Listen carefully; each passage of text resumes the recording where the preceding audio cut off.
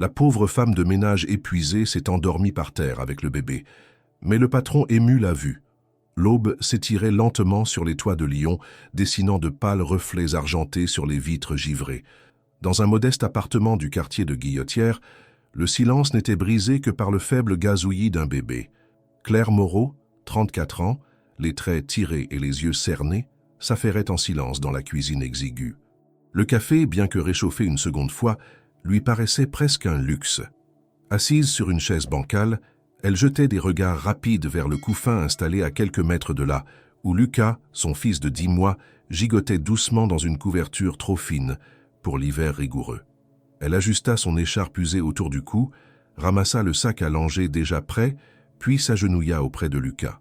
Ses doigts tremblaient légèrement lorsqu'elle attacha les petits boutons de sa veste.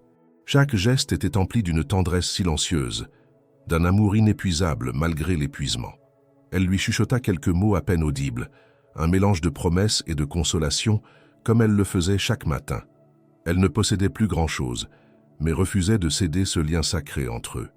Depuis que son compagnon avait disparu sans laisser d'adresse ni explication, Claire s'était retrouvée seule, sans famille à qui se confier, sans amis disponibles. Les assistantes sociales lui avaient offert des solutions temporaires, des regards compatissants, mais elle préférait la dignité du travail, même précaire, à la dépendance qu'elle avait connue autrefois.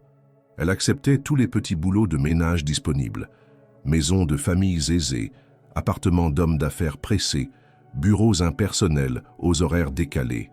Chaque journée était une course contre le temps, contre la fatigue, contre l'oubli de soi. La poussette grinçait dans l'escalier trop étroit de l'immeuble sans ascenseur. Lucas s'était rendormi, la tête inclinée contre le côté, et Claire profita de cet instant pour reprendre son souffle.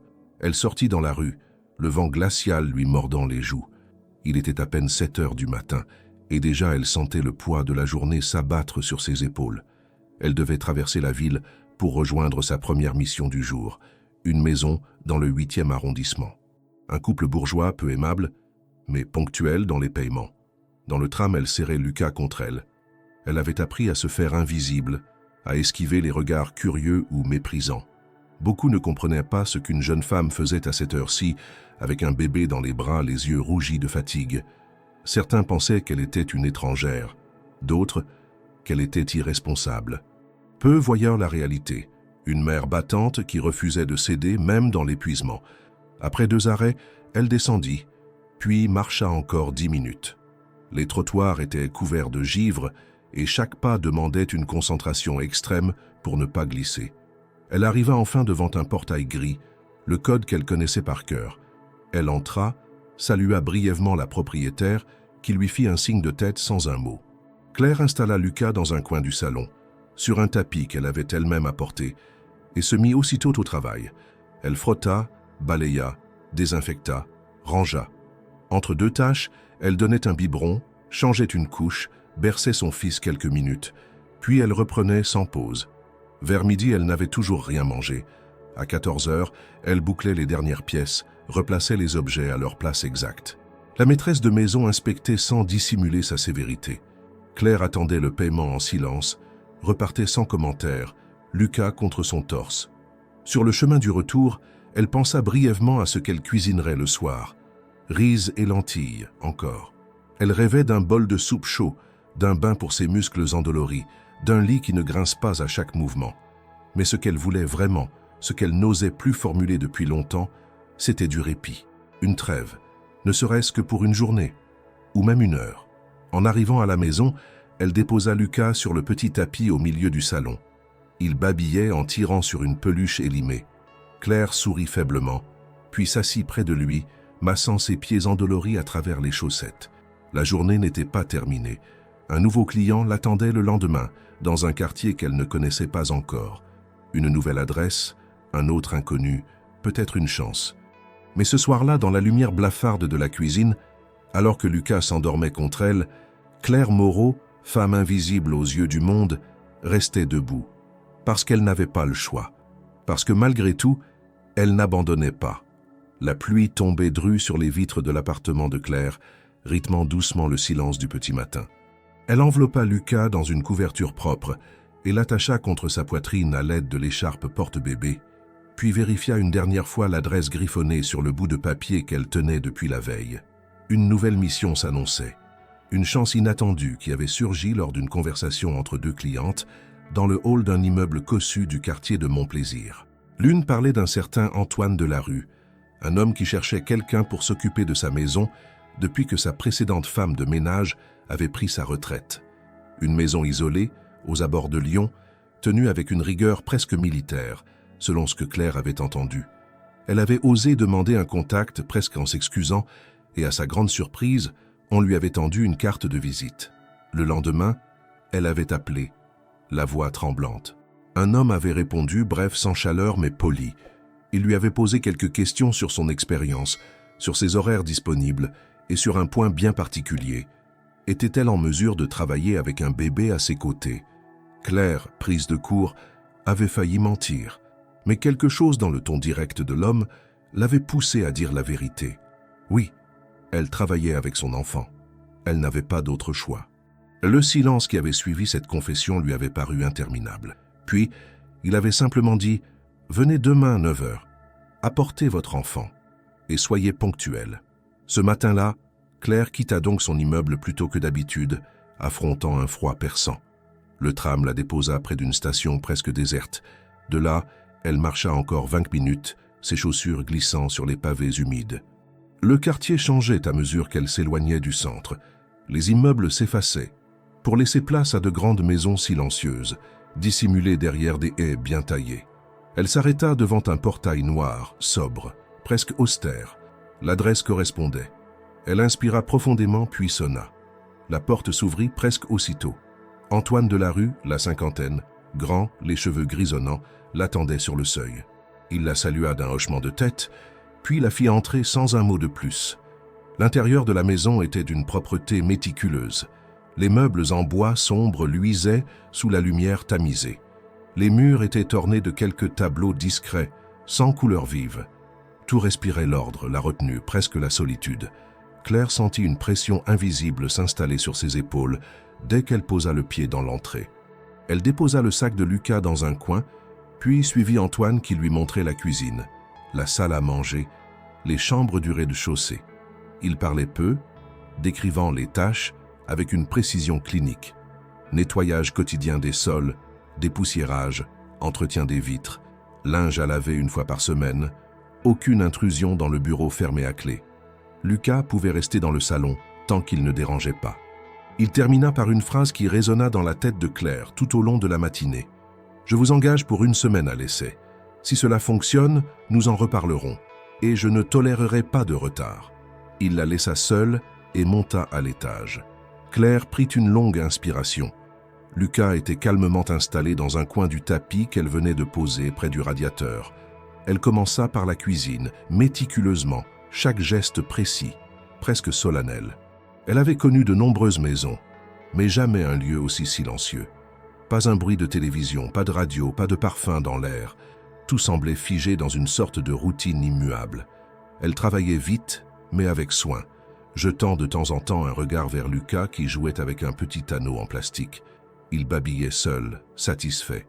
Elle lui souriait, reconnaissante de sa patience. Les heures passèrent ainsi. À midi, elle s'assit brièvement près de son fils pour l'allaiter, puis reprit aussitôt. Personne ne descendit. Aucun mot ne fut échangé.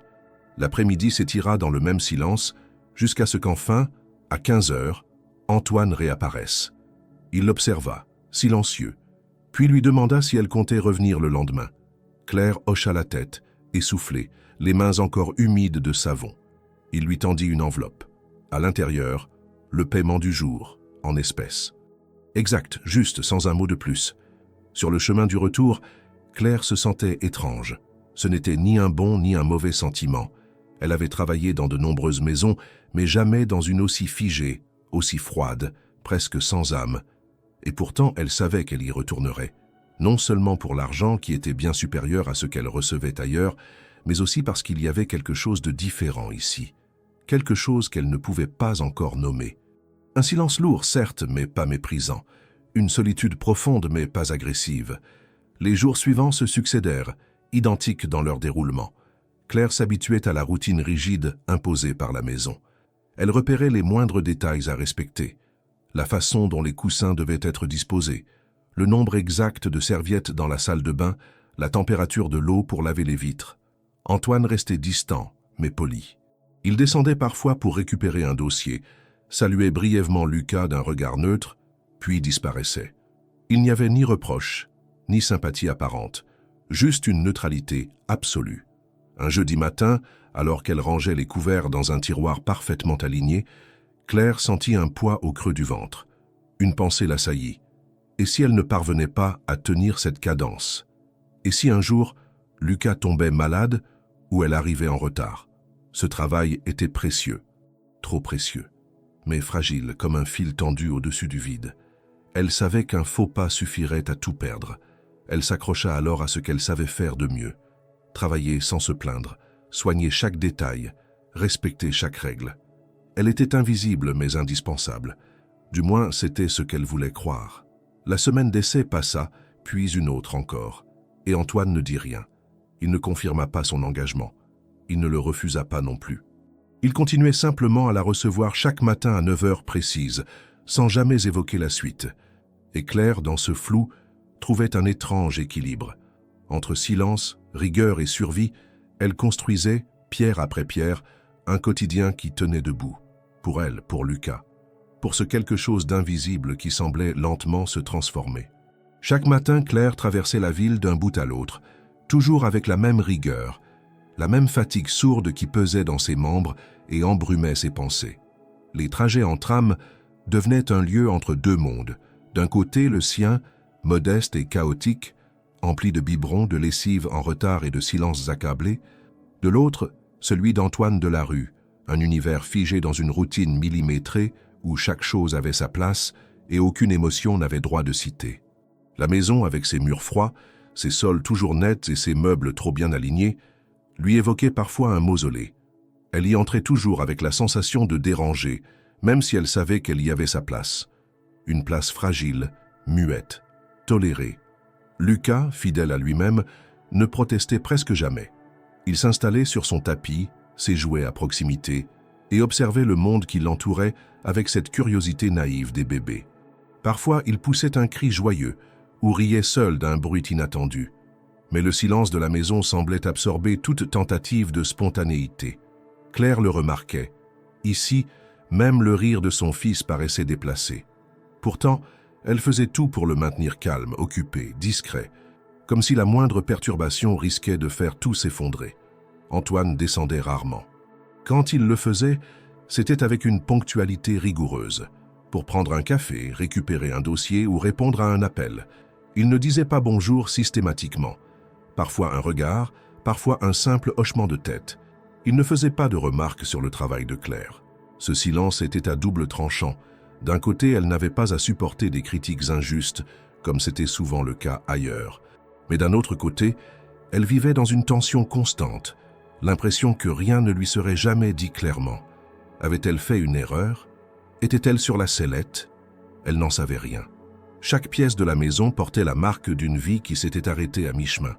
Le salon, bien que impeccable, avait une atmosphère figée. Pas de photos, pas d'objets personnels, juste des livres rangés au cordeau sur des étagères poussiéreuses et quelques plantes qui semblaient survivre par miracle. La cuisine, où Claire passait le plus clair de son temps, dégageait une froideur industrielle malgré sa modernité. Les placards étaient au plein, mais rien n'était jamais déplacé. Claire n'y cuisinait rien. Elle ne faisait que nettoyer, désinfecter, ranger. Elle ne laissait jamais la moindre trace de son passage. Elle avait même appris à remettre les torchons exactement comme elle les avait trouvés, à reproduire les plis des rideaux, à ajuster les coussins du canapé à la perfection. Le contraste avec sa propre vie lui sautait aux yeux chaque jour. Chez elle, tout était à moitié fait, toujours en attente.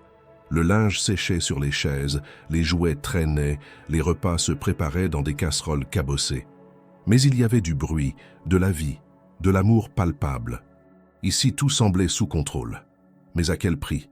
Elle ne savait rien d'Antoine, hormis qu'il travaillait depuis chez lui, qu'il ne recevait jamais de visite, qu'il vivait dans cette solitude glacée sans se plaindre, sans chercher à la briser. Un lundi matin, alors qu'elle frottait le sol de la salle à manger, Claire sentit une douleur dans le dos qui la fit s'arrêter net. Elle s'adossa un instant contre le mur, reprenant son souffle. Lucas dormait paisiblement dans son coin. Elle savait que ce n'était rien, juste une fatigue accumulée. Mais cette maison, avec ses surfaces impeccables et ses horaires stricts, lui demandait une énergie qu'elle n'était plus sûre d'avoir. Elle pensait parfois à arrêter, à chercher ailleurs, mais ailleurs, on ne lui permettait pas de venir avec son fils. Et surtout, ailleurs, on ne payait pas aussi bien. Alors elle continuait, jour après jour, avec cette impression tenace de marcher sur un fil tendu entre obligation et sacrifice. La seule pièce où elle n'avait jamais mis les pieds était le bureau d'Antoine, toujours fermé à clé. Elle passait devant chaque jour, sans oser poser la main sur la poignée. Ce lieu interdit lui semblait chargé d'un mystère qu'elle n'osait pas percer.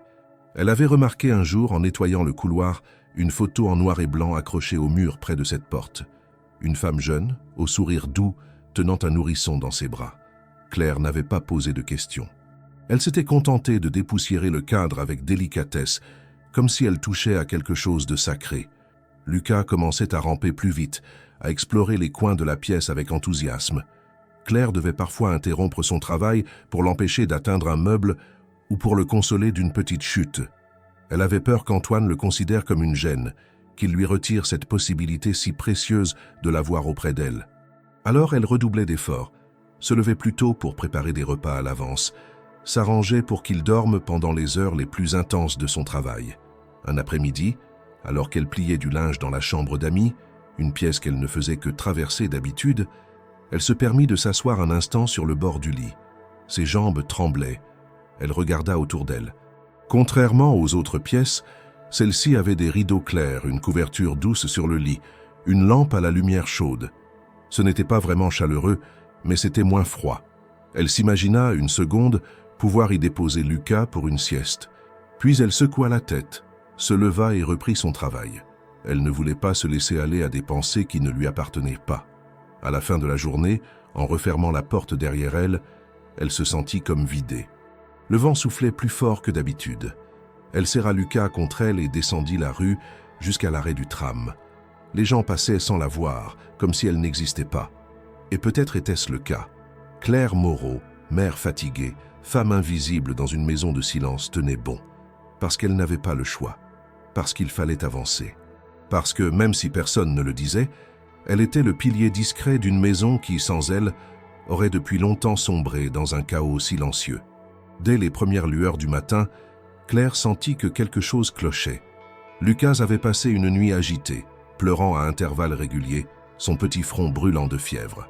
Elle s'était levée au moins 6 fois, lui passant un linge humide sur la peau, murmurant des paroles réconfortantes tout en luttant pour ne pas sombrer dans un sommeil trop profond.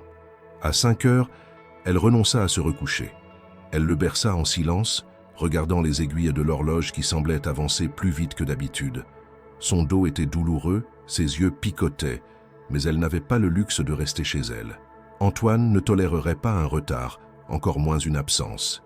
Elle habilla Lucas aussi chaudement que possible, doublant les couches de vêtements, glissant un thermomètre dans le sac, ainsi qu'un petit flacon de sirop qu'elle avait acheté en pharmacie, malgré le prix.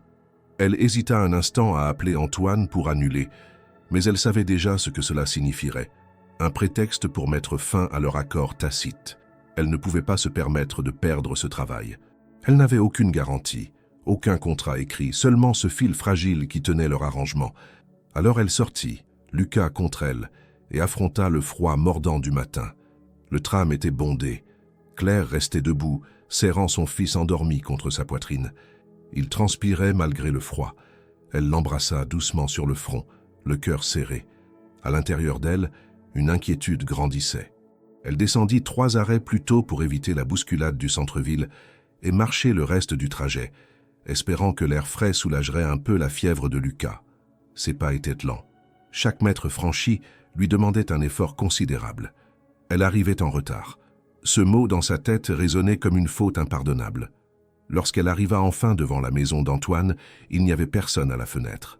Elle sonna, le cœur battant. Aucune réponse. La porte était cependant déverrouillée, comme d'habitude. Claire entra en silence. Une note était posée sur la table de la cuisine. « Je serai absent aujourd'hui. Les tâches habituelles, à votre rythme. Rien d'autre. Pas de nom, pas de politesse. » Mais ce jour-là, ces quelques mots furent de presque un soulagement. Elle pourrait gérer Lucas comme elle l'entendait, sans crainte d'être observée. Elle déposa son fils sur le tapis du salon. Il pleurait doucement, agité, les joues rouges. Claire se mit immédiatement au travail, mais elle savait que la journée serait impossible. Elle n'avait dormi que quelques heures, Lucas réclamait ses bras à chaque instant, et la maison, toujours aussi immense et méticuleuse, paraissait plus lourde que jamais. Elle lava les sols du rez-de-chaussée avec des gestes mécaniques, interrompus toutes les 10 minutes pour consoler son bébé, lui donner un peu d'eau, le bercer, reprendre ses esprits. Vers 10 heures, elle faillit laisser échapper une assiette en porcelaine, ses mains glissant sous l'effet de la fatigue. La lessive s'empilait dans la buanderie. Les vitres du salon, couvertes de traces après la pluie, réclamaient son attention. Les toilettes de l'étage devaient être désinfectées, les tapis aspirés, les coussins retournés, les rideaux secoués. Chaque tâche semblait une montagne. Et Claire, avec ses jambes engourdies et sa nuque raide, gravissait l'Everest d'une vie qu'elle n'avait pas choisie, mais qu'elle refusait de fuir. À midi, elle n'avait toujours rien mangé. Lucas s'était endormi à peine une demi-heure avant, le visage apaisé. Claire s'était assise sur le carrelage froid, dos contre le mur, essayant de ne pas pleurer. Vers 14 heures, elle entama le repassage du linge d'Antoine. Des chemises impeccablement pliées, qu'elle devait ranger dans un ordre précis. Une tâche d'habitude simple, mais qui lui paraissait interminable. Lucas s'éveilla en hurlant. Elle lâcha le fer, courut jusqu'à lui, le prit dans ses bras. Sa peau était brûlante. Claire sentit la panique l'envahir. Elle fouilla dans son sac, sortit le thermomètre, prit la température. 39,5 degrés. Trop, beaucoup trop. Elle n'avait pas de voiture, pas de moyen d'aller à un médecin en urgence. Et elle ne voulait pas appeler une ambulance pour une fièvre, de peur d'être vue comme irresponsable. Elle le berça longtemps, jusqu'à ce qu'il se calme, puis alla chercher une bassine d'eau tiède et une serviette. Elle le déshabilla en partie, posa doucement le linge humide sur son front, sur sa nuque. Lucas gémissait doucement, ses petits doigts agrippant l'écharpe de sa mère. Elle murmura des chansons qu'elle inventait au fur et à mesure, tentant de le distraire, de l'apaiser. Elle perdit la notion du temps. Le repassage resta inachevé, la salle de bain à moitié nettoyée, les rideaux du salon encore froissés, mais elle ne pouvait pas bouger tant qu'il n'allait pas mieux. La lumière de l'après-midi déclina lentement. Claire, assise sur le tapis, Lucas contre elle, finit par étendre une couverture. Elle n'avait pas d'énergie pour rentrer chez elle tout de suite. « Juste quelques minutes », se dit-elle. « Juste le temps de le garder au chaud, de se reposer un peu. » Elle l'enveloppa dans son châle, le serra contre elle puis s'allongea. Le tapis n'était pas confortable, mais après tant de jours sans pause, sans répit, son corps céda. Le silence de la maison, l'absence d'Antoine, le froid ambiant, tout se confondait dans une torpeur étrange. Et elle s'endormit là sur le sol du salon, Lucas blotti contre sa poitrine, respirant lentement. Dans cet instant suspendu, il n'y avait plus de tâches à faire, plus de pression, plus de crainte. Juste une femme épuisée, et son enfant dans une maison qui, malgré sa froideur, devenait pour un moment un abri. Le jour commençait à tomber, et Claire dormait, profondément. La lumière du jour s'était adoucie, filtrant à travers les grandes fenêtres du salon comme un voile de fin d'après-midi.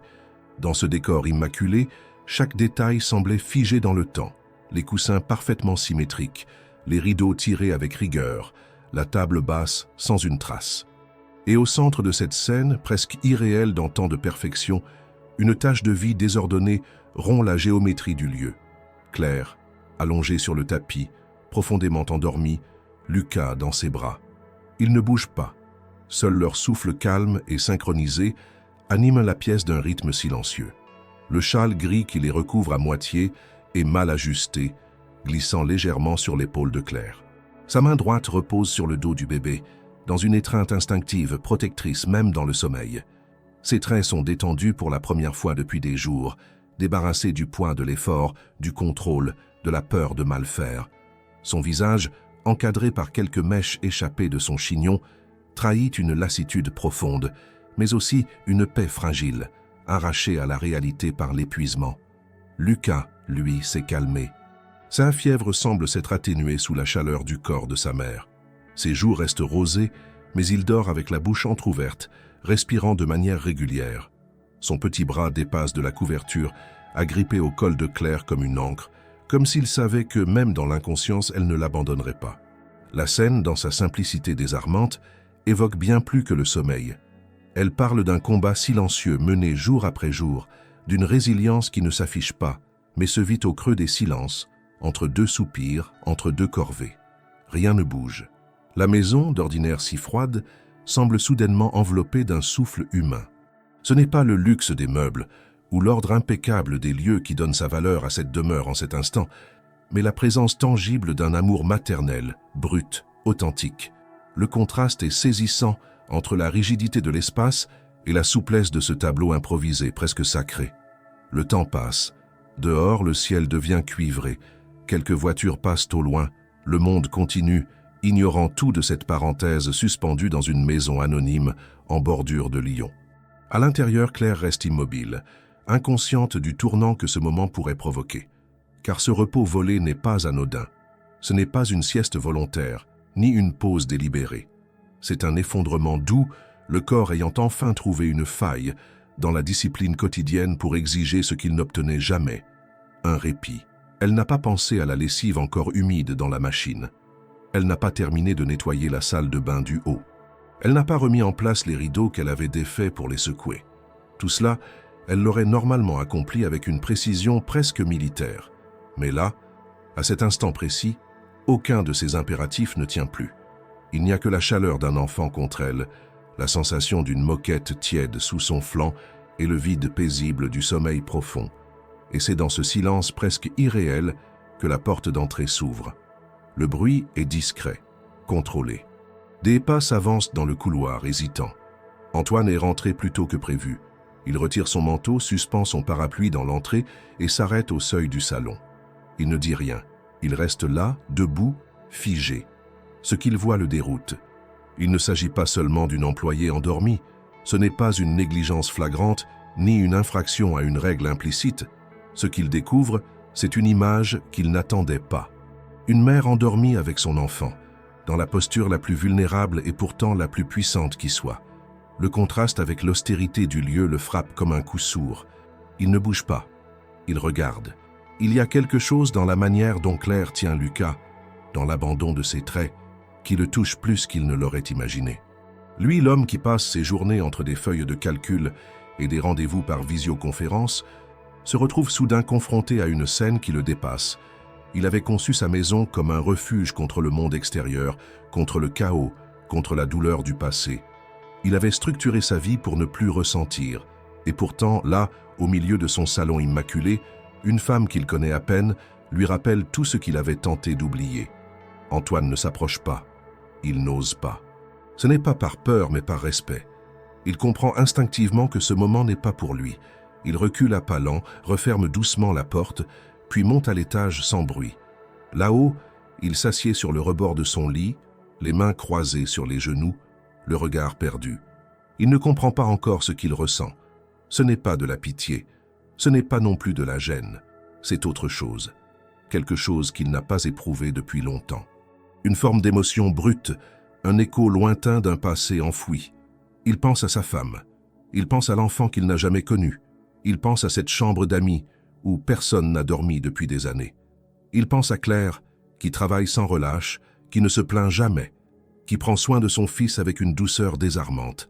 Et il pense, sans se l'avouer encore, que cette maison, pendant quelques heures, a respiré autrement grâce à eux.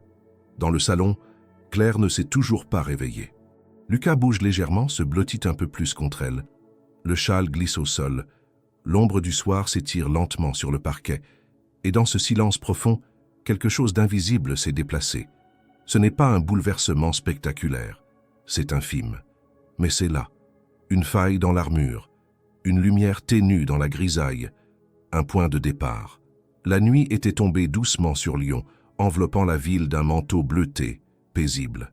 Dans les quartiers périphériques, là où les maisons sont alignées comme des soldats silencieux, les volets se ferment. Les lumières intérieures remplacent peu à peu l'éclat pâle du crépuscule. Antoine Delarue, assis dans sa voiture, moteur éteint depuis quelques minutes, regardait fixement le volant sans bouger. La journée avait été écourtée par l'annulation soudaine d'un rendez-vous à Genève, ce qui l'avait poussé à rentrer plus tôt que prévu. Il n'avait prévenu personne. Il n'avait pas estimé que c'était nécessaire. Après tout, chez lui, rien ne l'attendait, ou du moins c'est ce qu'il croyait. Il sortit enfin du véhicule, marcha d'un pas régulier jusqu'au portail, l'ouvrit sans bruit. Il n'était pas encore tout à fait à l'aise avec la présence de Claire dans sa maison, bien qu'elle s'en soit montrée irréprochable. Elle faisait son travail sans intrusion, sans bavardages inutiles. Elle n'avait jamais cherché à établir une proximité, ce qu'il appréciait. Il n'aimait pas les gens qui posèrent des questions, ni ceux qui tentèrent de combler le silence avec des banalités. Claire, elle, respectait les limites invisibles que la maison imposait. Et cela suffisait. Il tourna la poignée de la porte d'entrée, s'attendant à l'habituel silence, au parfum discret de cire et de lavande, à l'écho de ses propres pas sur le carrelage du hall. Mais ce soir-là, quelque chose clochait. Ce n'était pas un bruit, ni un désordre évident. C'était une impression. Une sorte de flottement dans l'air, comme si le temps s'était arrêté. Il posa son attaché-case à l'entrée, retira son manteau, puis avança vers le salon. La lumière y était tamisée, filtrée par les rideaux tirés. Et ce qu'il vit alors le cloua sur place. Claire dormait sur le tapis, allongée de côté, Lucas niché contre sa poitrine. Une couverture légère les recouvrait partiellement, et l'enfant semblait profondément endormi, sa petite main crispée sur le tissu du chemisier de sa mère. Elle, les traits relâchés, respirait calmement dans un abandon total. Il n'y avait rien de calculé dans cette image, rien d'indécent, rien de déplacé. Juste une fatigue palpable, une scène d'une tendresse si brute qu'Antoine en resta sans voix. Il n'osa pas bouger. Le moindre geste aurait trahi le respect qu'imposait ce tableau vivant. Tout en lui se figea. Son regard parcourut lentement les détails. Les cernes sous les yeux de Claire, les chaussures abandonnées près du canapé, le sac allongé entrouvert d'où dépassait un biberon vide et un linge propre, soigneusement replié. Il vit aussi les tâches qu'elle n'avait pas terminées. Un seau d'eau encore tiède au coin de la pièce, un chiffon posé à la hâte sur l'accoudoir du fauteuil, des rideaux non remis en place. Elle avait dû lutter jusqu'au bout, avant de s'écrouler, emportée par l'épuisement. Il recula d'un pas puis d'un autre, sans faire le moindre bruit. Il ne voulait pas les réveiller. Il ne voulait pas troubler ce moment. Et surtout, il ne voulait pas que Claire pense qu'il pourrait lui reprocher cet instant de faiblesse. Parce que, pour la première fois depuis longtemps, quelque chose en lui s'était ouvert. Une fissure légère dans la carapace qu'il s'était construite après la perte brutale de sa femme et de leur fille. Une ouverture minuscule, mais suffisante pour laisser entrer une émotion qu'il croyait disparue. Il monta à l'étage, lentement, et s'enferma dans son bureau. Il n'alluma pas la lumière. Il resta assis dans le noir, écoutant le silence vibrant de la maison. Il n'avait pas envie de travailler. Il ne voulait pas fuir dans les chiffres ou les dossiers. Il voulait juste garder en lui cette image, ce moment de grâce inattendue. Il repensait à sa propre épouse, à cette grossesse qui avait mal tourné, à l'hôpital, au couloir blanc, au regard fuyant des médecins. À la fois où il avait cru tout perdre et où il avait effectivement tout perdu. Depuis ce jour, il avait éliminé toute trace de vie domestique. Pas de rire, pas de pleurs, pas de désordre. Et voilà qu'une simple scène de sommeil, au sol, venait bouleverser cet ordre établi. Il resta là, immobile, jusqu'à ce que la fatigue le gagne à son tour. Lorsqu'il redescendit, plus tard, le salon était vide. Claire avait terminé ce qu'elle avait pu, rangé le matériel et était partie sans laisser de mots. Lucas devait aller mieux, car la couverture était pliée sur le canapé et les jouets remis en place dans le coin du tapis. Elle n'avait rien laissé d'autre qu'un silence nouveau, presque apaisant. Antoine s'approcha de la table basse, observa la surface parfaitement propre, puis impulsivement se dirigea vers son bureau. Il sortit une feuille de papier à lettres et prit un stylo. Cela faisait des années qu'il n'écrivait rien à la main. Il hésita, puis commença à écrire. Les mots vinrent plus facilement qu'il ne l'aurait cru. Le lendemain matin, Claire trouva l'enveloppe soigneusement posée sur la table de la cuisine. Son prénom écrit avec une écriture droite, presque rigide. Elle l'ouvrit, la main tremblante. Le message était simple, direct mais inattendu. « Merci pour le soin que vous apportez à cette maison. J'ai vu hier. Vous pouvez utiliser la chambre d'amis pour vous reposer avec Lucas si besoin. Ne vous excusez pas pour la fatigue. Vous n'avez pas à porter tout cela seul. » Claire relut plusieurs fois la note. Son cœur battait plus fort que d'habitude. Ce n'était pas une déclaration, ni une promesse. C'était un pont, un geste discret, mais puissant. Un homme qu'elle croyait de marbre avait vu, et il avait compris. Peut-être pas tout, mais assez pour que quelque chose change. Dans cette maison silencieuse, figée dans le passé, une première brèche venait de s'ouvrir. Claire referma doucement la lettre, la glissa dans son sac, et pour la première fois depuis longtemps se permit un sourire. Rien n'était réglé, mais tout devenait possible. Le lendemain de cette journée étrange où Claire s'était laissée aller à un sommeil involontaire, quelque chose avait changé dans l'atmosphère de la maison. Ce n'était pas une transformation visible, ni une modification évidente dans la routine. Les murs étaient toujours aussi silencieux, les meubles bien ordonnés, les objets exactement à leur place. Mais une tension s'était dissipée, presque imperceptiblement, comme un rideau de brume se levant après l'orage. Claire le sentit dès qu'elle franchit le seuil ce matin-là. Il y avait moins de rigidité dans l'air, moins de poids invisible sur ses épaules. Elle posa Lucas dans un coin du salon, comme à son habitude, lui donna son jouet préféré, puis se dirigea vers la cuisine pour y déposer son sac. C'est là qu'elle vit l'enveloppe. Posée délicatement au centre de la table, elle tranchait avec le reste du décor par son humanité inattendue. Un simple morceau de papier, mais dont la présence bouleversait la perfection géométrique de la pièce. Le prénom Claire était écrit à la main, d'une écriture droite, presque sévère, mais sans agressivité. Elle hésita un instant, le cœur accéléré, avant de l'ouvrir. À la lecture, elle sentit ses mains trembler légèrement. Ce n'était ni une plainte ni un reproche, mais un remerciement sincère. Et plus encore, une reconnaissance. Les mots d'Antoine n'étaient pas flamboyants, mais leur sobriété leur donnait une vérité puissante. Il avait vu, il avait compris, il ne jugeait pas. Il offrait, sans poser de conditions, une alternative. Le droit de se reposer, de prendre soin de son fils dans un espace digne. Claire resta un moment figée, la lettre encore ouverte entre les mains, puis elle la replia soigneusement, comme on replie un souvenir précieux, et la glissa dans la poche intérieure de son manteau. La journée se déroula comme toutes les autres, mais sous un jour différent. Elle travailla avec le même soin, la même concentration, mais avec moins de crainte. À plusieurs reprises, elle leva les yeux vers l'escalier menant à l'étage, s'attendant presque à croiser le regard d'Antoine. Mais il ne descendit pas. Pas un mot, pas un son. Et pourtant, il était là, présent dans chaque geste, chaque détail, comme si la maison avait enfin commencé à respirer autrement. Elle osa ce jour-là faire une pause un peu plus longue. Lucas, encore un peu fébrile mais plus calme, s'était endormi dans ses bras après le déjeuner. Elle l'avait installé dans la chambre d'amis, sur le lit parfaitement lisse, avec une couverture pliée en deux pour ne pas trop déranger. Puis elle s'était assise sur le bord, le dos droit, veillant à ne rien déplacer inutilement. Mais il y avait dans ce simple geste une forme de confiance naissante. Elle n'était plus simplement tolérée dans cette maison, elle était accueillie. Et cela faisait toute la différence. Les jours suivants confirmèrent ce changement subtil. Antoine continuait à rester discret, à éviter les échanges inutiles, mais ses silences n'avaient plus la même dureté. Un matin, il salua Claire d'un simple bonjour en passant dans le couloir. Elle répondit un peu surprise, mais sans relever. Une autre fois, il demanda si Lucas allait mieux. Ce fut tout. Pas de conversation. Pas de commentaires. Mais ces quelques mots suffisaient à créer un pont entre eux. Ils n'étaient plus des étrangers se croisant sans se voir. Ils devenaient deux êtres humains partageant un espace, une forme de réalité commune, faite de fatigue, de mémoire et de silence. Claire, de son côté, n'essaya pas d'en faire plus. Elle ne modifia pas son comportement, ne chercha pas à forcer l'intimité. Elle respectait l'espace d'Antoine, comme elle avait toujours fait, mais avec une sérénité nouvelle.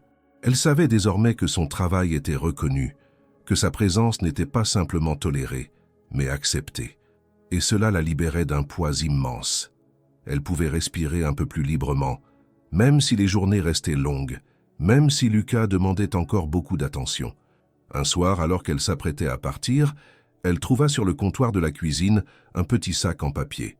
À l'intérieur, un bocal de compote artisanale, une cuillère en plastique encore emballée et une courte note.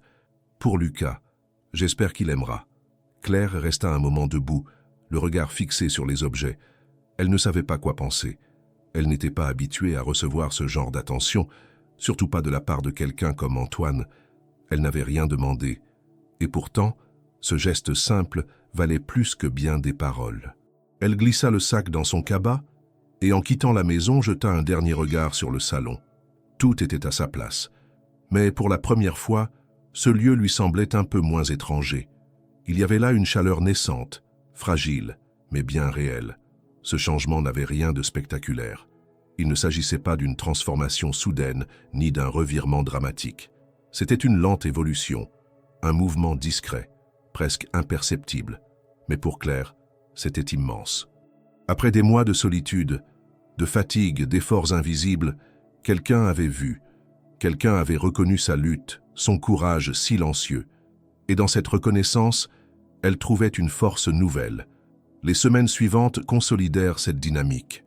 Antoine restait un homme réservé, presque distant, mais il ne cachait plus totalement sa présence. Il ne disparaissait plus derrière la porte de son bureau dès l'arrivée de Claire. Parfois, il restait dans le salon quelques minutes, feuilletant un dossier, écoutant la radio à bas volume. Lucas, lui, avait retrouvé sa vitalité.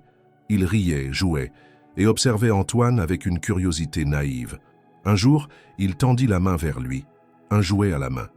Antoine, surpris, prit l'objet, le rendit au petit sans un mot, puis se leva pour retourner à son bureau. Claire n'avait rien dit, mais ce simple échange lui avait serré la gorge. La glace, lentement, se brisait. Pas dans un fracas, mais dans un craquement doux, presque imperceptible. Et sous cette surface glacée, une humanité recommençait à circuler. Claire le sentait, et cela suffisait pour qu'elle tienne, pour qu'elle continue à croire que, peut-être, quelque chose de plus profond était en train de naître. Non pas un bouleversement, mais une lente reconstruction, une possibilité, un avenir. Les jours s'enchaînaient avec une fluidité nouvelle dans la maison d'Antoine Delarue. Depuis l'épisode du repos involontaire sur le tapis du salon, Claire percevait une transformation lente, mais constante dans son environnement de travail. Il n'était pas question d'amitié ni de complicité, mais d'un équilibre naissant, d'une reconnaissance implicite qui rendait les journées moins lourdes. Elle arrivait chaque matin avec Lucas, qui s'était désormais familiarisé avec les bruits, les odeurs et les lumières de cette maison auparavant si distante. Le bébé se montrait calme, parfois même joyeux, comme s'il sentait que sa mère n'était plus seule dans ses efforts. Claire accomplissait toujours ses tâches avec le même soin, mais la peur de décevoir s'était atténuée. Elle savait que ses gestes étaient observés différemment à présent, non plus à travers le prisme de la simple efficacité, mais avec une certaine compréhension humaine. Antoine, de son côté, restait fidèle à lui-même, réservé, méthodique, discret. Mais quelque chose avait changé dans sa posture, dans ses silences. Il ne s'éclipsait plus systématiquement à l'arrivée de Claire, restait parfois dans le salon avec un livre ou un dossier, échangeait quelques mots brefs mais polis. Et il y avait, dans son regard, moins de distance, moins de murs. Un matin particulièrement froid, alors que Claire s'affairait à réorganiser les placards de la cuisine, elle surprit Antoine installé dans un fauteuil, non loin de Lucas, qui jouait sur le tapis. Le petit, curieux comme toujours, avait rampé jusqu'à l'extrémité du fauteuil et tentait d'atteindre la chaussure de l'homme assis. Antoine l'observait sans bouger, comme fasciné. Claire s'approcha doucement pour reprendre son fils, s'excusant du regard. Mais Antoine la retint d'un geste léger, presque timide. « Il me rappelle quelqu'un », dit-il, d'une voix basse, presque inaudible. Claire s'arrêta net, Lucas dans les bras, et leva les yeux vers lui. C'était la première fois qu'il disait quelque chose de personnel. Le silence s'installa épais, puis il reprit lentement, comme s'il cherchait ses mots dans une mémoire lointaine. « Ma fille, elle n'a pas vécu. » Il marqua une pause, fixant un point invisible au-delà de la fenêtre. « Ma femme est morte en couche, et l'enfant aussi. » Claire ne répondit pas tout de suite. Les mots étaient trop lourds pour être balayés d'un simple « je suis désolé ». Elle s'assit, Lucas sur les genoux, et laissa le silence s'étirer, mais pas de manière vide. C'était un silence habité, chargé de respect, de douleur partagée. Elle ne le regardait pas, mais elle écoutait. Elle comprenait, sans que cela ait besoin d'être explicité. Et cette compréhension, Antoine la sentit immédiatement. Pour la première fois depuis longtemps, Il parlait sans défense, sans calcul, juste pour dire ce qu'il n'avait jamais dit à personne depuis cette nuit d'hôpital, glacée, silencieuse, où il avait perdu les deux êtres qui devaient donner un sens à sa vie. Il ne s'attarda pas dans les détails. Il n'évoqua pas les jours d'après, ni les funérailles, ni la chambre qu'il n'avait jamais pu vider. Mais il dit l'essentiel, qu'il s'était muré dans le travail, qu'il avait vendu la maison où il devait vivre à Troyes, qu'il avait acheté celle-ci, froide, impersonnelle, justement parce qu'elle n'évoquait rien, et qu'il l'avait remplie de silence pour ne plus entendre la sienne. Claire hocha la tête lentement. Elle comprenait mieux maintenant. L'ordre implacable, la discrétion exigée, l'absence de toute trace d'enfance ou de vie domestique, tout cela n'était pas de la froideur, mais une protection. Un mur érigé pour contenir une douleur qui, à défaut de s'effacer, devait rester enfermée. Elle se risqua à dire, d'une voix calme, « Je suis désolée, vraiment. » Puis elle se tut. Il n'y avait rien à ajouter. Pas de mots pour penser une telle perte.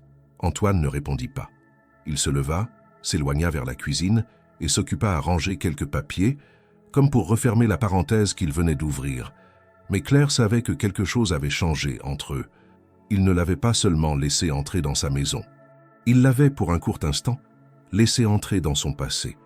Les jours suivants furent marqués par cette confession muette. Ni l'un ni l'autre ne la mentionna à nouveau. Mais leurs échanges gagnèrent en densité. Parfois, Claire osait poser une question. « Vous voulez que je m'occupe aussi du jardin cet après-midi » Et Antoine répondait d'un signe de tête ou d'un « comme vous voulez », moins mécanique qu'avant. Il arrivait aussi qu'il fasse réchauffer de la soupe pour elle, la laissant sur la plaque avec un mot « Servez-vous ». Ce n'était pas grand-chose, mais pour Claire, c'était immense.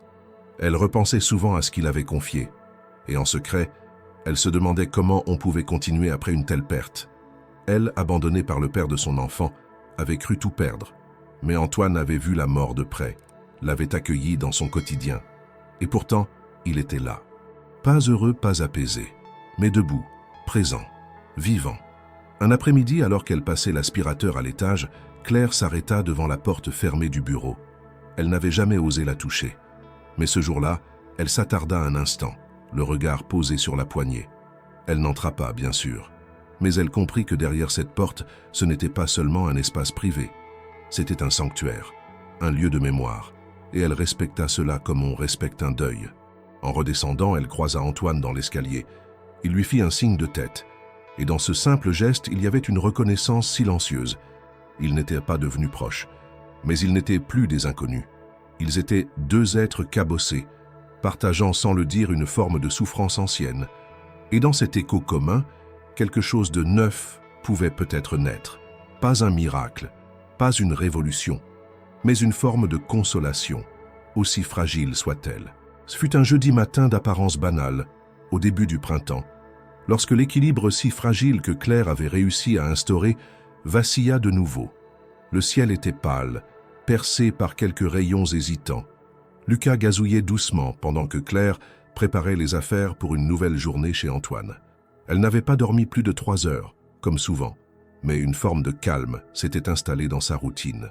Elle connaissait les gestes, les horaires, les habitudes de la maison, et même si tout reposait encore sur une sorte de contrat tacite, elle se sentait plus solide, plus respectée. Mais un message, arrivé alors qu'elle terminait de lasser ses chaussures, suffit à fissurer cette illusion de stabilité. L'écran de son téléphone s'alluma, un numéro qu'elle connaissait trop bien suivi d'un court message. « Je veux voir mon fils, on doit parler. » Claire resta figée. Ses doigts se crispèrent autour du téléphone. Elle sentit une chaleur monter dans sa poitrine, une tension brutale, comme si tout l'air de la pièce avait disparu d'un coup. Elle n'avait plus eu de nouvelles du père de Lucas depuis presque 1 an. Il était parti du jour au lendemain, sans laisser de mots, sans explication, sans même prendre le temps de voir son fils une dernière fois. Depuis, elle avait tout reconstruit seule. Pas sans douleur, pas sans larmes, mais avec une détermination féroce. Et voilà que ce fantôme du passé revenait, par un simple message, comme si rien ne s'était passé.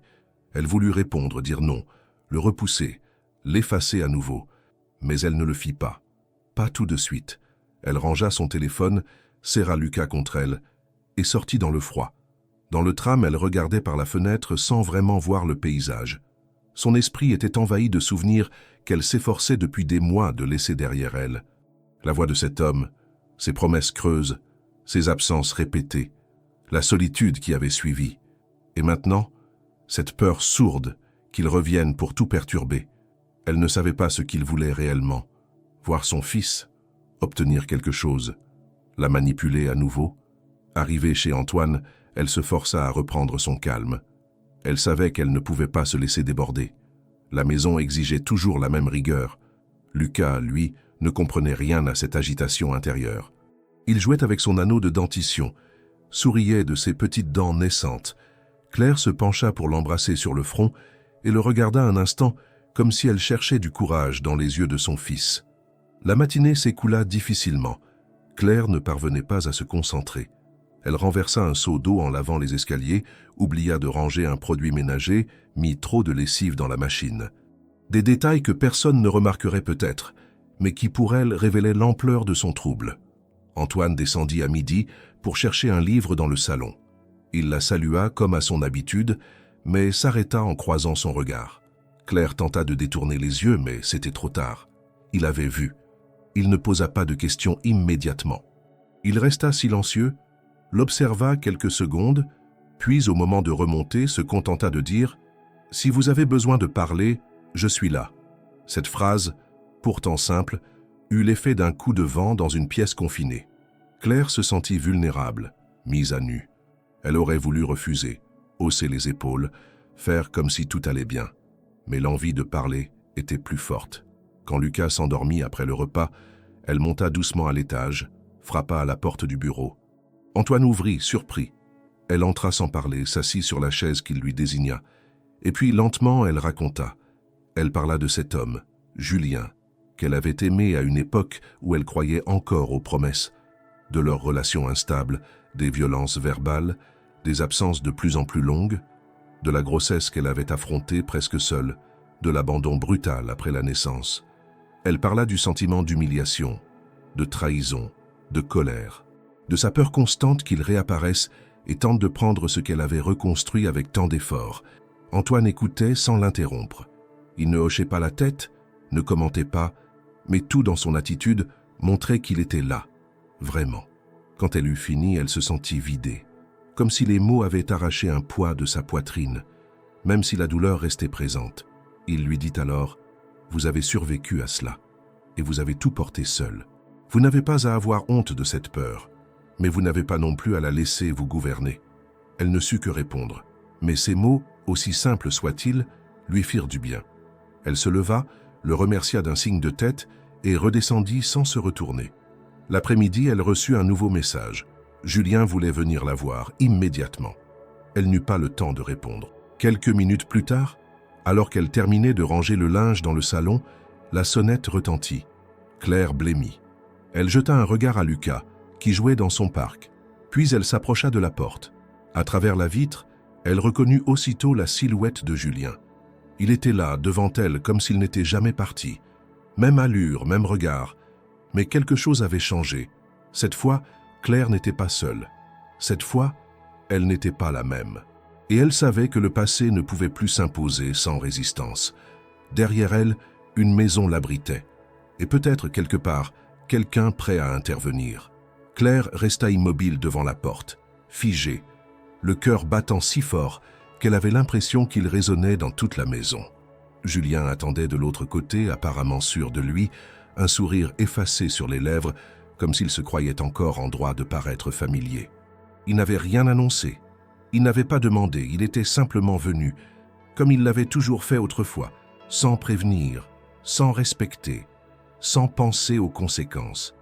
Et pourtant, en cet instant, ce n'était plus l'homme du passé qu'elle voyait. C'était une intrusion, une menace, une tentative de revenir là où il n'avait plus de place. Elle ne savait pas quoi faire.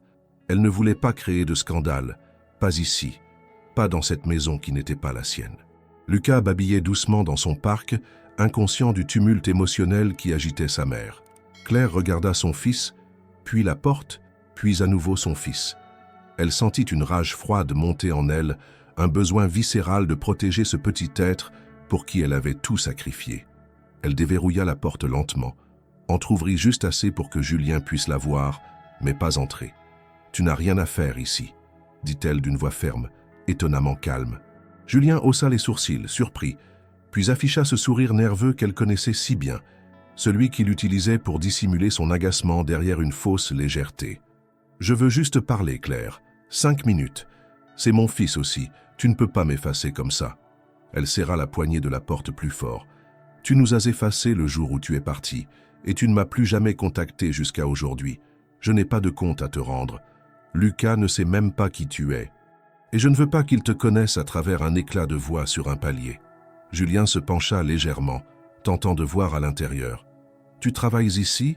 C'est ce que tu fais maintenant? Tu fais le ménage avec ton gosse sous le bras? Je veux juste comprendre pourquoi tu refuses de me parler.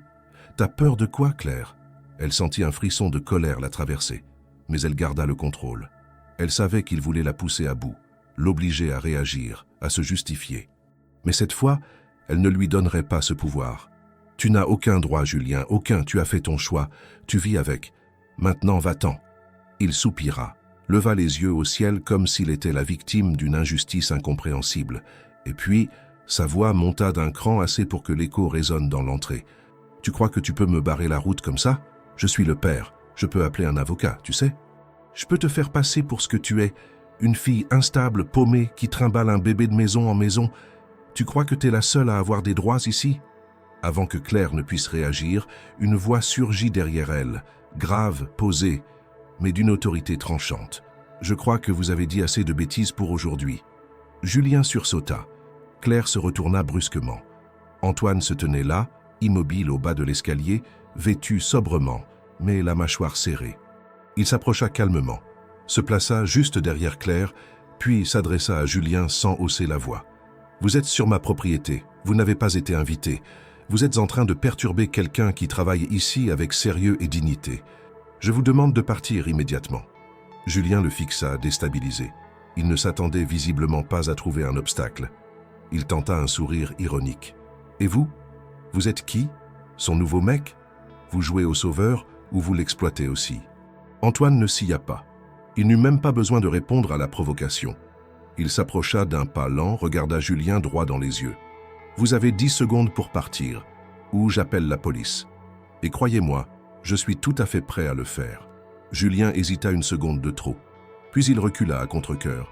Il lança un dernier regard vers Claire, empli d'un mélange de dédain et de rancune. « Ce n'est pas fini, Claire.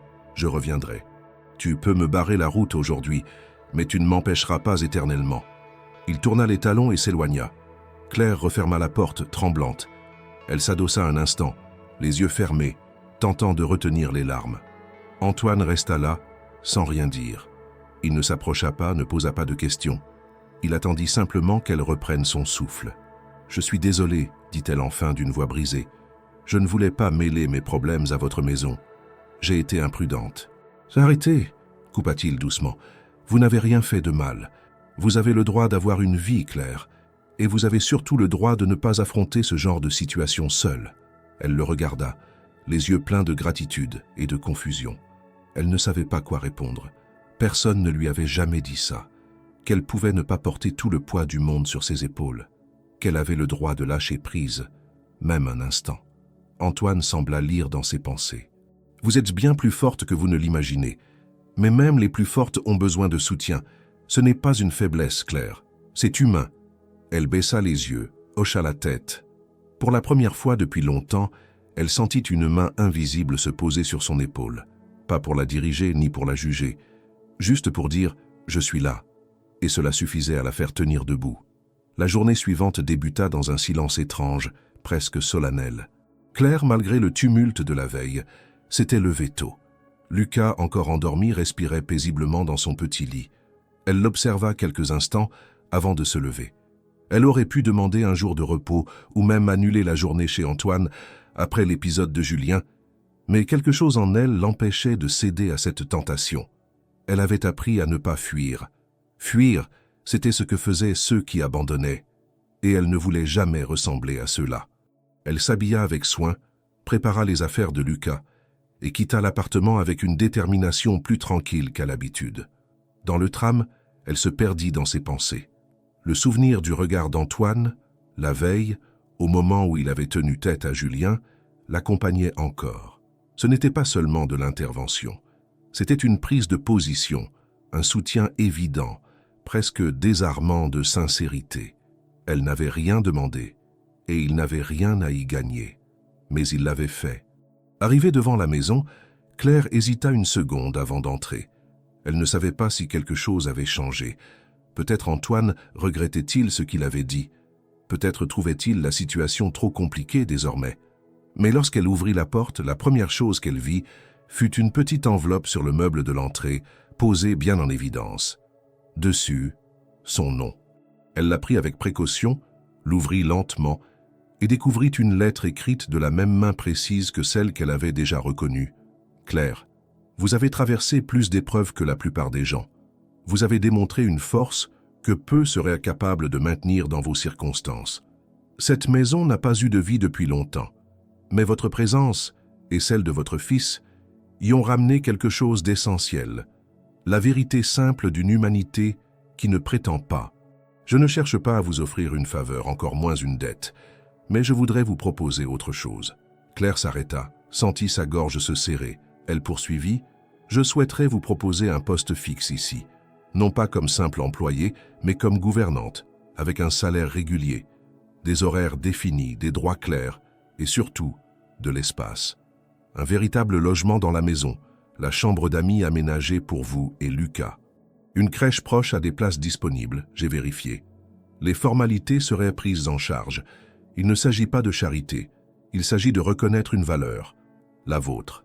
Si cela vous semble trop, je comprendrai. Mais sachez que l'offre tient, et tiendra aussi longtemps que vous en aurez besoin. » Claire resta debout dans l'entrée, figée. Ses mains tremblaient légèrement. Elle relut la lettre 2 fois, 3 fois.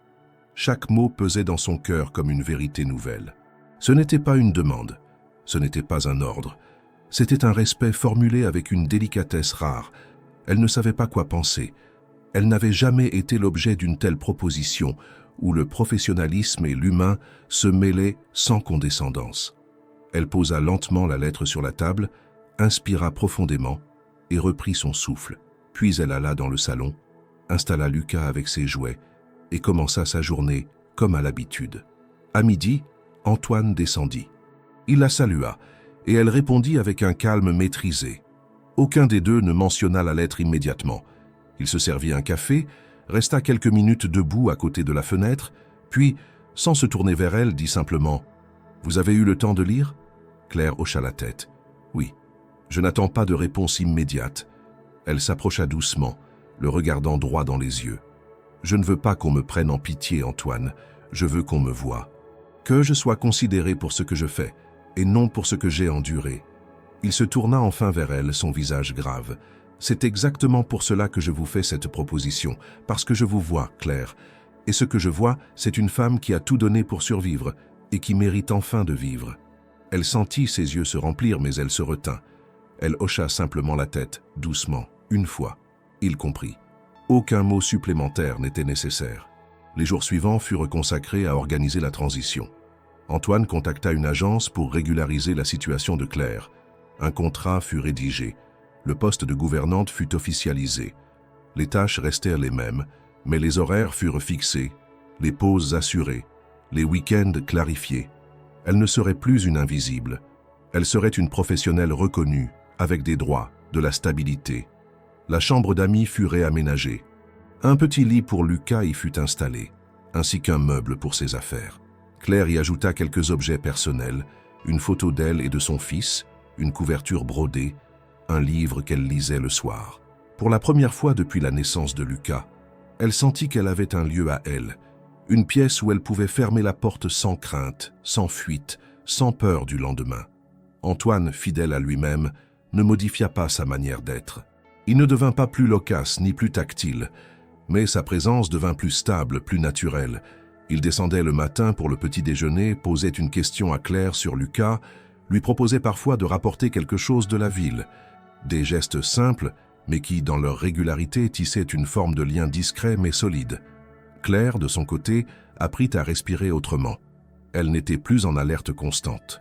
Elle se découvrait capable de rire plus souvent, de dormir sans sursaut, de rêver même à de petits projets, inscrire Lucas à la crèche, reprendre un cours du soir, apprendre à conduire. Elle n'en parlait pas encore à Antoine. Ce n'était pas nécessaire. Il avait ouvert une porte. Elle ferait le reste du chemin. Un soir, alors que Lucas dormait déjà, elle sortit dans le jardin de la maison, seule, emmitouflée dans un pull. Le ciel était clair, parsemé d'étoiles. Elle leva les yeux, la tête vide de pensées urgentes. Elle se sentait calme, ancrée, presque légère. Elle avait encore du chemin à parcourir. Elle le savait. Mais pour la première fois depuis longtemps, ce chemin ne lui semblait plus un couloir sombre. Il avait des couleurs, des fenêtres ouvertes, des possibilités. Et tout cela avait commencé par un geste inattendu. Une lettre, une proposition, une main tendue, sans condition. Elle sourit, ferma les yeux et laissa la nuit l'envelopper avec douceur. Demain serait un autre jour. Mais ce soir, elle avait trouvé, sinon la paix, au moins un commencement. Les semaines qui suivirent la proposition d'Antoine s'enchaînèrent comme un lent tissage de jours paisibles et ordonnés, loin des tempêtes passées.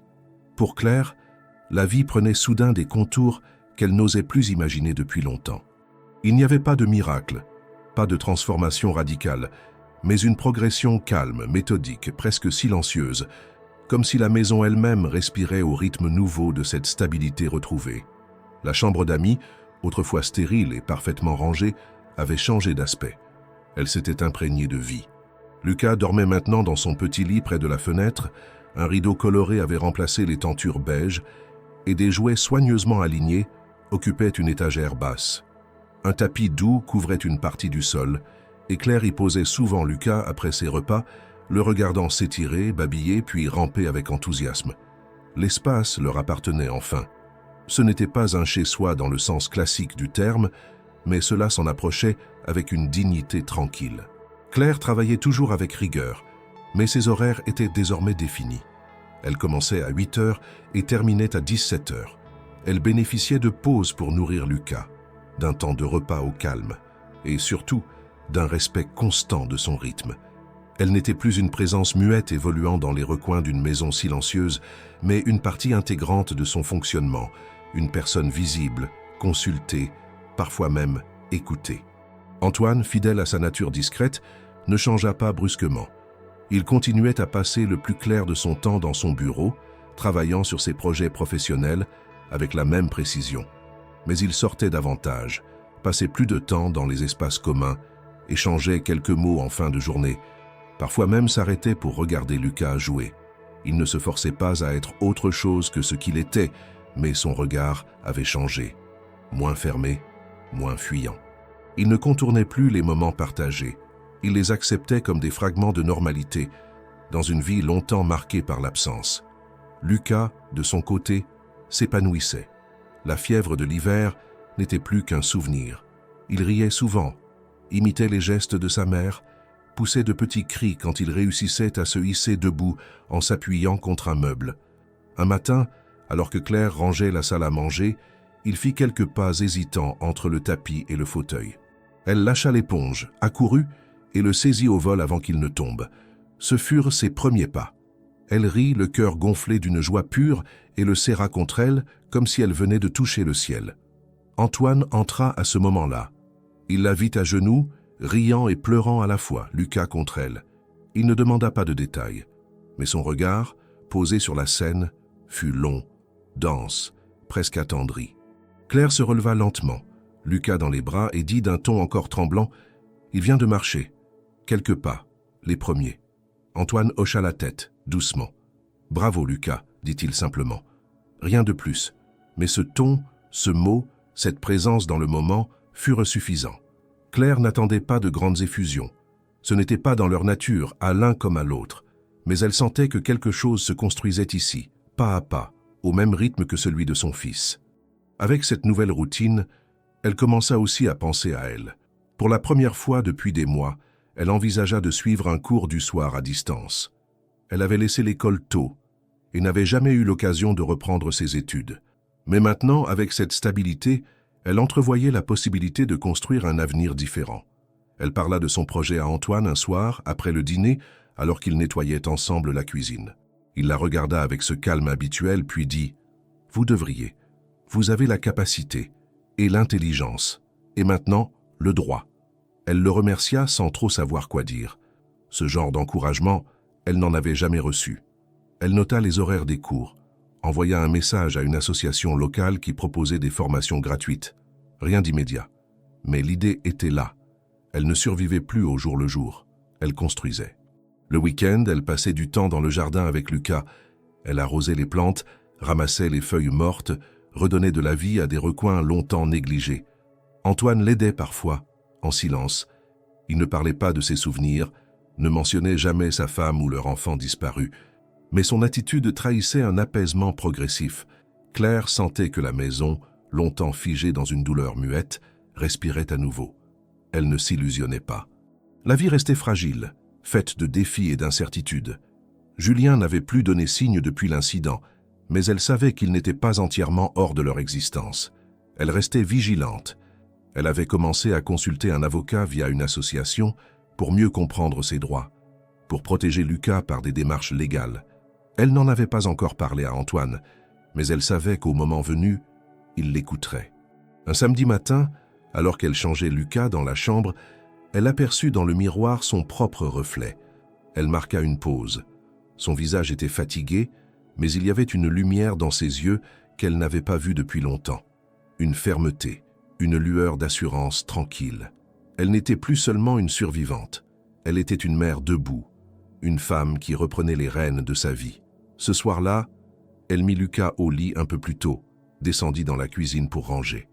Antoine lisait dans le salon. Les lunettes glissaient au bout du nez. En passant, elle s'arrêta, le regarda un moment. Il leva les yeux, la fixa sans mot dire. Elle ne dit rien non plus.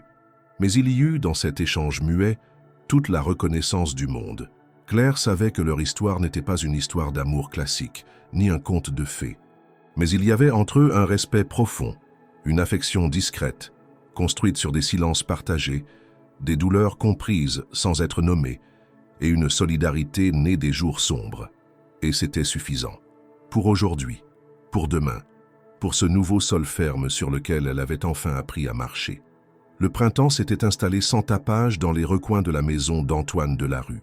Les fenêtres, souvent entr'ouvertes, laissaient entrer l'air tiède et les parfums de fleurs naissantes du jardin que Claire entretenait désormais presque avec fierté.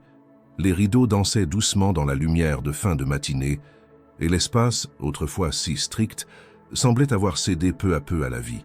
Il n'y avait plus ce silence pesant d'avant. Il persistait certes une retenue, une discrétion propre à la maison et à ses habitants, mais elle était habitée, douce, nourrie d'une présence désormais indiscutable. Lucas marchait maintenant avec assurance, explorant les pièces de la maison, en balbutiant ses premiers mots. Il courait souvent vers Claire en riant, se réfugiait dans ses bras, ou s'amusait à faire rouler ses petites voitures sous les meubles. Il avait pris ses habitudes, savait où trouver sa tasse, reconnaissait les sons familiers du matin. Il appartenait à cet espace, comme un enfant chez lui. Et dans chacun de ses gestes, il prouvait à Claire que ce lieu, né d'une opportunité professionnelle, était devenu bien plus qu'un emploi. C'était devenu un nid. Claire, elle aussi, s'était transformée. Les cernes sous ses yeux s'étaient atténuées. Son dos, toujours sollicité, ne pliait plus sous le même fardeau. Son regard, souvent tourné vers l'avenir, trahissait une confiance nouvelle. Elle n'était pas devenue une autre femme. Elle était redevenue elle-même, débarrassée des couches de fatigue et d'insécurité qui l'avaient tenue sous l'eau pendant tant d'années. Elle s'habillait simplement, toujours pratique, mais avec le soin discret de quelqu'un qui recommence à exister dans les yeux du monde. Elle parlait plus, parfois riait, même à voix haute. Et surtout, elle n'attendait plus l'effondrement au détour d'un instant de bonheur. Ce matin-là, Antoine s'était levé plus tôt que d'habitude. Claire ne l'avait pas entendu tout de suite. Ce fut en descendant dans la cuisine, Lucas dans les bras, qu'elle le trouva debout préparant du café. L'arôme du breuvage se mêlait à celui du pain grillé. Une table était dressée, 2 assiettes, 2 tasses, un bol pour Lucas, un petit pot de confiture entamé, une corbeille de pain frais. La scène était simple, presque anodine, mais dans cette maison, c'était une révolution silencieuse. Claire s'arrêta surprise. Antoine se tourna vers elle, son expression calme, un demi-sourire à peine visible au coin des lèvres. Je me suis dit que pour une fois, c'était à moi de m'en occuper. Claire hocha la tête, touchée, sans réussir à répondre immédiatement. Elle déposa Lucas dans sa chaise, l'aida à s'installer, puis s'assit en face d'Antoine. Le silence qui suivit ne fut ni pesant ni gêné. Il fut plein de cette chaleur discrète qui s'était développée entre eux au fil des mois. Ils ne parlaient pas beaucoup et ils n'en avaient pas besoin. Ce qu'ils partageaient ne tenait pas aux mots, mais aux gestes, aux attentions accumulées, au regard qui disait « Je vois ce que tu fais, je sais ce que tu portes, et je suis là ». Antoine servit le café, versa un peu de lait pour Claire, sans qu'elle ait à le demander. Il connaissait maintenant ses préférences. Claire découpa un petit morceau de pain pour Lucas, qui tapait déjà des mains. L'enfant était heureux, vivant. Il riait, mangeait avec appétit, en mettant des miettes partout. Antoine le regardait avec une tendresse silencieuse. Il n'avait pas besoin d'exprimer ce qu'il ressentait. Cela se lisait dans la manière dont il posait la main sur la table, dans le temps qu'il prenait à contempler la scène. Après le petit déjeuner, Claire rangea doucement la vaisselle. Antoine, pour une fois, resta dans la cuisine, essuya les assiettes à ses côtés. Ils se croisaient dans les gestes, comme deux personnes habituées à une danse quotidienne. Il n'y avait pas de maladresse, pas de tension. Et lorsqu'ils eurent terminé, Claire s'assit un moment près de Lucas sur le tapis du salon. L'enfant jouait avec un puzzle, babillait des sons qu'il inventait. Antoine resta debout, adossé au mur, les bras croisés. « Et a changé la maison ?» dit-il finalement. Claire leva les yeux, un peu surprise. « Lucas ?» Il hocha la tête. « Lui et vous, vous avez ramené du souffle, quelque chose de vrai. Et je crois que j'avais oublié ce que c'était. Vivre avec quelqu'un, faire de la place, voir autre chose que soi-même. » Claire ne répondit pas tout de suite.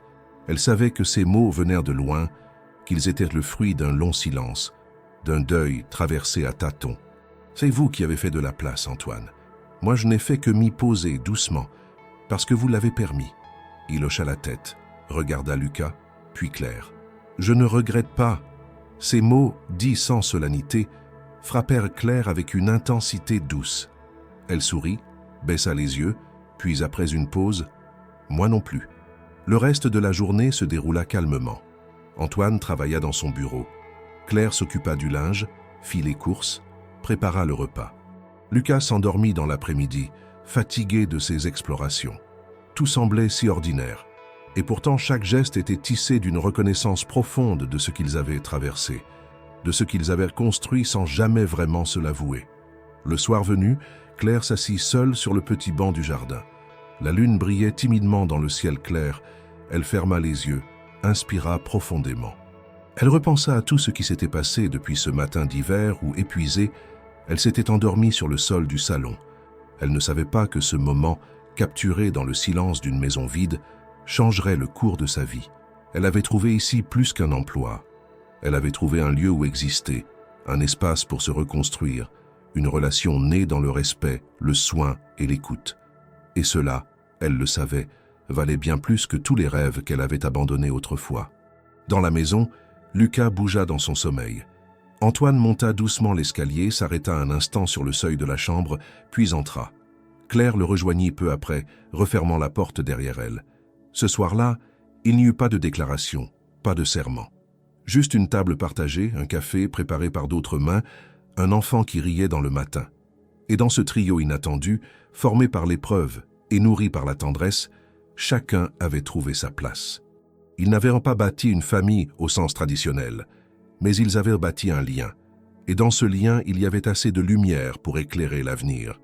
Un avenir qui, désormais, n'avait plus le goût de la survie, mais celui d'un soin mutuel, profond, patient. Le soin qui transforme, le soin qui restaure, le soin qui, sans bruit, construit un foyer.